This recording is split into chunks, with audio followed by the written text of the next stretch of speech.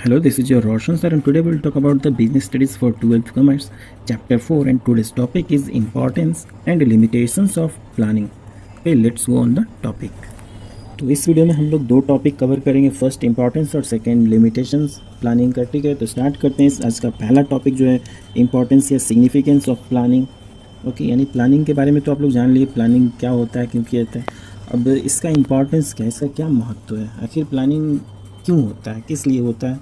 ठीक है, तो इसी के बारे में जानना है। सबसे पहला जो इसका पॉइंट है वो है प्लानिंग प्रोवाइड्स डायरेक्शन, यानी प्लानिंग क्या करता है, हमें डायरेक्शन प्रोवाइड करता है। ठीक है, planning is concerned with the predetermined course of action. It provides the direction of efforts of employees. Planning makes clear what employees have to do and how to do etc. यानी planning क्या होता है, एक तरह से pre determine होता है course of action का, यानी कोई टारगेट जो हम सेट किए होते हैं उसके अबाउट हम एक प्लान सेट करते हैं, बताए थे उसको अचीव करने के लिए।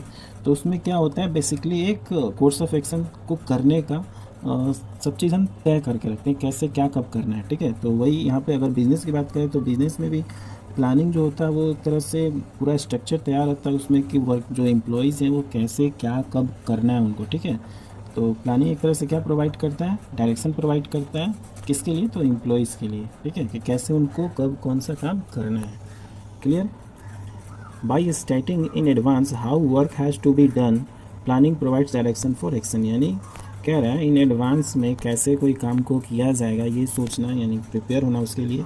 तो इसके लिए प्लानिंग जो होता है वो प्रोवाइड करता है डायरेक्शन काम को करने के लिए। एक ही बात को फिर से दोबारा लिख दिया है, employees know in advance in which direction they have to work, यानी एम्प्लॉयज़ पहले से ही एम्प्लॉयज़ को बताया जाता है कि कैसे उनको किस डायरेक्शन में किसी काम को करना है, या उनको जानकारी मिलती है। This leads to unity of direction also, ये एक तरह से यूनिटी ऑफ डायरेक्शन को भी शो करता है या लीड्स करता है। If there were no planning, अगर कहीं प्लानिंग नहीं होगा, employee would be working in different directions and organisation would not be able to achieve its organisation या डिज़ायर गोल। यानी अगर जिस ऑर्गेनाइजेशन में प्लानिंग नहीं होगा वहाँ पे क्या होगा, जो एम्प्लॉयज़ होंगे उनको पता नहीं होगा कि कौन सा काम कैसे करना है, कितने दिनों में करना है। ठीक है, तो वहाँ पे क्या होगा कि जो एम्प्लॉयज़ होंगे वो अलग अलग डिफरेंट डायरेक्शन में काम करेंगे, जिससे कि क्या होगा, ऑर्गेनाइजेशनल जो गोल होगा या टारगेट होगा वो अचीव नहीं किया जा पाएगा ऑर्गेनाइजेशन के द्वारा। ठीक है, क्योंकि वहाँ पे प्लानिंग ही नहीं होगा, किसी को कोई काम करने का ये डायरेक्शन ही नहीं पता होगा, जो जैसे चाहे वैसे करेगा, तो क्या होगा, मिसमैच होगा। ठीक है, अब इसके बाद जो दूसरा इम्पोर्टेंस है वो है planning reduces the risk of uncertainties, यानी प्लानिंग के थ्रू जो अनसर्टेनिटीज़ का रिस्क होता है वो रिड्यूस हो जाता है, यानी कम हो जाता है।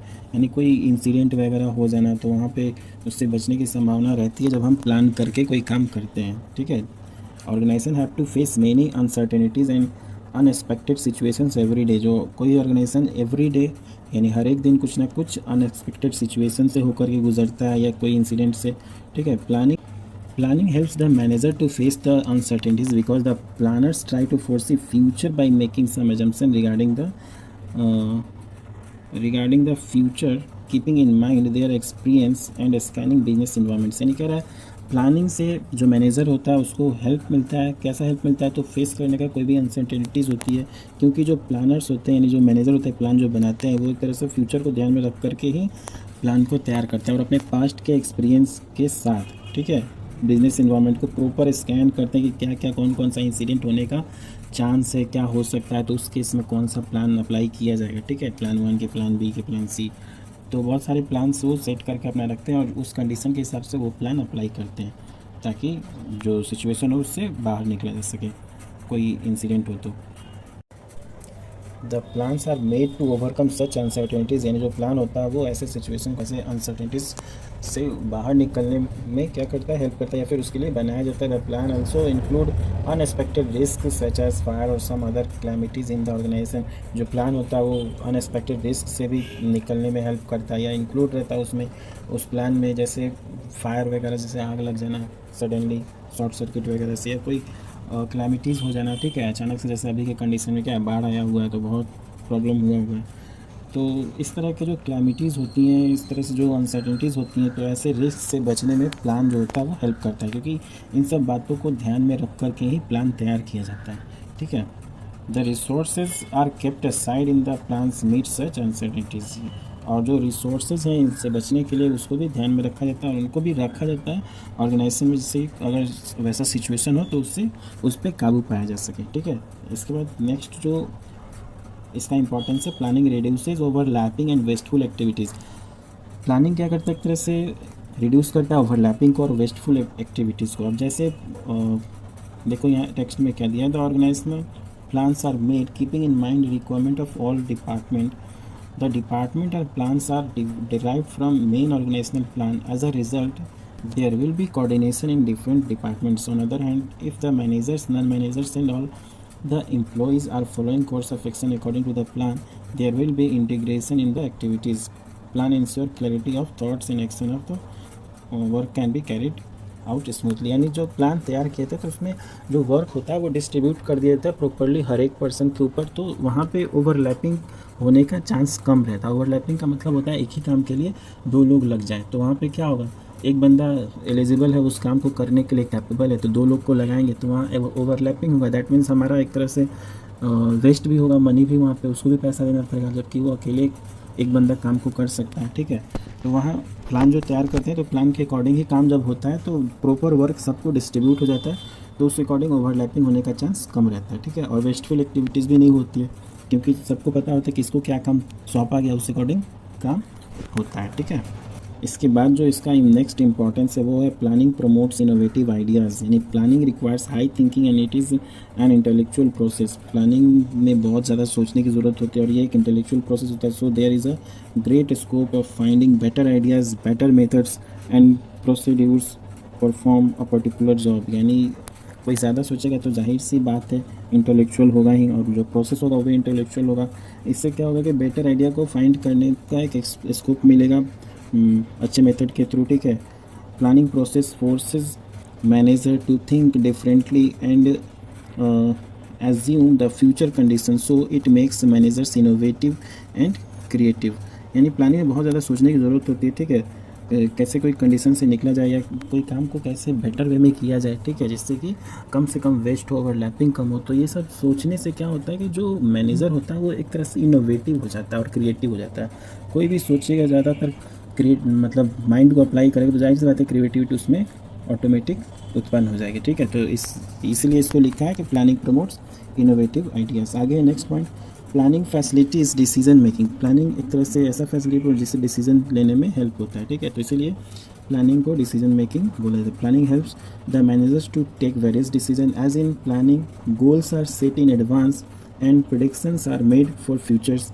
प्लानिंग में क्या होता है कि पहले से गोल सेट कर दिया जाता है और फिर उसके लिए उसको करने के लिए प्रेडिक्शन किया जाता है फ्यूचर को ध्यान में रख करके।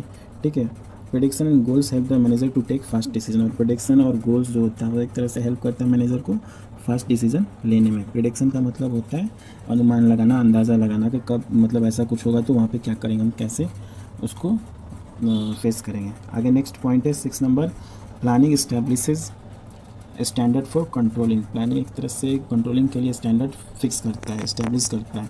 Controlling means the comparison between the plan and actual output.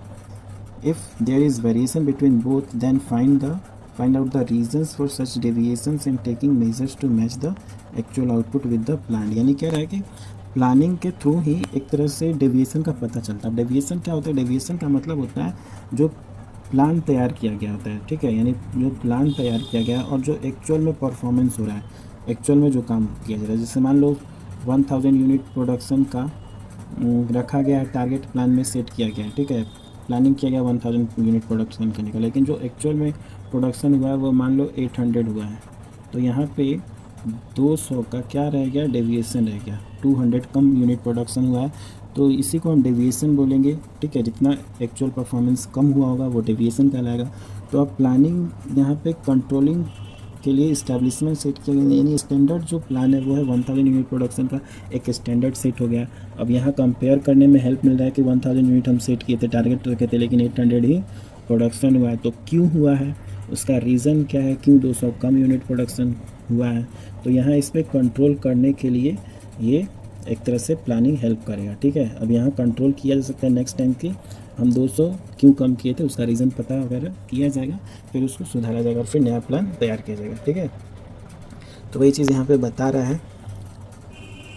आगे, but in case there is no plan output the controlling manager will have no base to compare whether the actual output is adequate और not. यानी कह रहा है अगर plan ही नहीं होगा, plan set नहीं किया गया, यानी टारगेट ही नहीं सेट किया गया, तो वहाँ पे क्या होगा, जो मैनेजर होगा उसके पास कोई ऑप्शन ही नहीं होगा कंपेयर करने का। हम किससे कंपेयर करेगा जब प्लान ही नहीं किया है? तो वहाँ पे क्या हो रहा है, एक्चुअल आउटपुट क्या है, एडिक्वेट है कि नहीं है, यानी सफिशिएंट प्रोडक्शन हो रहा है कि नहीं हो रहा है, पता ही नहीं चल पाएगा। ठीक है, क्लियर। तो इसके बाद हम बात करेंगे लिमिटेशंस ऑफ प्लानिंग, जो कि आज का दूसरा टॉपिक है, लिमिटेशन। ठीक है, लिमिटेशन क्या होता है, दैट मीन्स कमियाँ, प्लानिंग की क्या कमियाँ हैं। ठीक है, तो सबसे पहले यहाँ पे देखो क्या लिखा है, internal limitation of planning. Internal limitation के बारे में बता रहे हैं।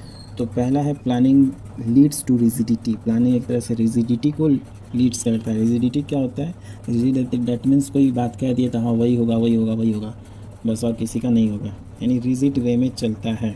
Once plans are made to decide the future course of action, the manager may not be in the position to change them। ठीक है, यानी एक बार प्लान तैयार कर दिया जाता है तो उसी के अकॉर्डिंग मैनेजर अपने सारे वर्क को परफॉर्म करवाते हैं, चाहे कुछ भी हो जाए वो चेंज नहीं करता। ठीक है, following pre decided plan when circumstances are change may not be bring positive result for organisation. यानी कभी कभी ऐसा भी होता है कि अगर प्री डिसाइड प्लान, पहले से प्लान तैयार कर दिया गया, उसी अकॉर्डिंग काम चल रहा है, तो कभी कभी ये एक तरह से पॉजिटिव रिजल्ट नहीं लेकर के आता है। ठीक है, अगर चेंज नहीं होता है तो this kind of rigidity in plan में क्रिएट डिफ़िकल्टी। तो इस टाइप का जो रिजिडिटी होता है प्लान में, वो एक तरह से डिफ़िकल्टी क्रिएट होता है, क्योंकि आपको समय के साथ चेंज करना है। अगर समय के साथ जो चेंज नहीं करेगा, प्रॉपर प्लानिंग नहीं करेगा, अप टू डेट नहीं करेगा, अगर आपको ज़रूरत पड़ रही है तो आप प्लान को अपडेट करो। लेकिन अगर बहुत सारे मैनेजर होते हैं जो रिजिड वे में चलते हैं, बोल देते हैं हाँ हम बोल दिए तो वही होगा तो वही होगा, तो ऐसा जो होता है वहाँ पे उसको प्रॉब्लम फेस करना पड़ता है। ठीक है, आपको टाइम टू टाइम चेंज करना ही पड़ेगा। क्लियर। इसके बाद सेकंड नंबर इसका जो लिमिटेशन है वो प्लानिंग में not work in dynamic environment. Planning जो होता है वो डायनेमिक इन्वायरमेंट में काम नहीं कर पाता है। ठीक है, डायनेमिक इन्वायरमेंट यानी वैसा इन्वायरमेंट जो तुरंत चेंज होता हो। ठीक है, अभी कुछ और फिर कुछ मतलब सामने कुछ और हो जाए, मतलब तुरंत चेंज हो। ठीक है, डायनेमिक का मतलब वही होता है तुरंत चेंज होना। Business environment is very dynamic as there is continuously change in taking place in economic, political and legal environment, it becomes very difficult to forecast this future changes। यानी बिजनेस इन्वायरमेंट जो होता है वो बहुत ही dynamic रूप में change होता है, कंटिन्यूसली चेंज होते रहता है उसके इकोनॉमिक, पॉलिटिकल और लीगल इन्वायरमेंट के थ्रू। ठीक है, इट बिकम्स वेरी डिफिकल्ट, ये बहुत ही डिफिकल्ट हो जाता है इसलिए फोरकास्ट करना इसके चेंजेस को देख करके या चेंजेस के कारण। Plan may fails if the changes are frequently very frequently, यानी जो प्लान होता है वो फेल हो जाता है अगर फ्रिक्वेंटली चेंज हो रहा हो तो। अब इन्वायरमेंट लगातार चेंज होते रहेगा बिजनेस का, तो क्या होगा, जो भी प्लान सेट किया जाएगा तुरंत उसको अपडेट करना पड़ेगा। जो अपडेट नहीं होगा तो क्या होगा, फेल हो जाएगा प्लान, तो बिजनेस लॉस में भी जा सकता है, कोई काम फंस भी सकता है, रुक भी सकता है। ठीक है, आगे कह रहा है the environment consist a number of segment and it becomes very difficult for a manager to access future changes in the environment. यानी जो इन्वायरमेंट में लगातार कंटिन्यूसली चेंज होता है तो एक तरह से मैनेजर के लिए काफ़ी प्रॉब्लम क्रिएट करता है। ठीक है, उसको भी डिसीजन लेने में। For example there may be changes in economic policy, अगर इकोनॉमिक पॉलिसी में कुछ चेंज हो जाए या फैशन में कुछ चेंज हो जाए, ट्रेंड में कुछ चेंज हो जाए, कंपटीटर्स पॉलिसी चेंज हो जाए, तो ये सब चीज़ें एक तरह से डायनेमिक रूप में चेंज होती है, सडनली चेंज हो जाती है। तो वहाँ पे जो मैनेजर होता है उसको उसके साथ खुद को अपडेट करना पड़ता है, खुद को चेंज करना पड़ता है, अपने बिजनेस प्लान को भी चेंज करना पड़ता है, तभी वो सस्टेन कर पाता है या सर्वाइव कर पाता है, नहीं तो वो पिछड़ते चला जाएगा। ठीक है, आगे है it reduces creativity. With the planning, the managers of the organization start working rigidity and they become the blind followers of the plan only।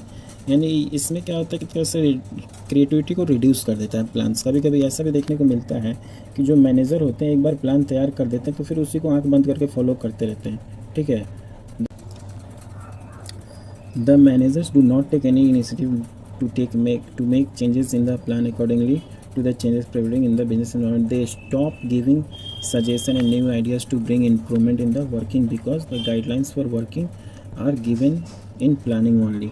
यानी बहुत बार ऐसे भी देखने को मिलता है कि जो बिजनेस मैनेजर होते हैं तो वो एक ही प्लान सेट करते हैं, उसी के अकॉर्डिंग काम करते रहते, करवाते रहते हैं अपने एम्प्लॉयज़ से। और कभी कभी ऐसा भी देखने को मिलता है कि जो नीचे वाले एम्प्लॉयज़ होते हैं वो काफ़ी टैलेंटेड होते हैं, ठीक है, लेकिन उनको क्या होता है कि जो मैनेजर होता है वो एक बार जो प्लान सेट कर देता है, वो बोलता है कि तुमको इसी के अकॉर्डिंग काम करना ही करना है, यानी इसको ऑर्डर देते रहता है, तो इसका जो क्रिएटिविटी है वो ख़त्म हो जाता है, सोचने समझने की क्षमता ख़त्म हो जाती है। इसको केवल ऑर्डर मिलता है, बस उसी के अकॉर्डिंग ये काम करते रहता है, यानी आँख बंद करके इसी के ऑर्डर को फॉलो करता है। और मैनेजर भी एक तरह से बिजनेस इन्वायरमेंट के हिसाब से चीज़ नहीं करता है, तो यहाँ पे भी जो क्रिएटिविटी होती है वो ख़त्म हो जाती है। ठीक है, रिजिड वे में काम चलते रहता है एक ही प्लेटफॉर्म पे, एक ही प्लान के थ्रू।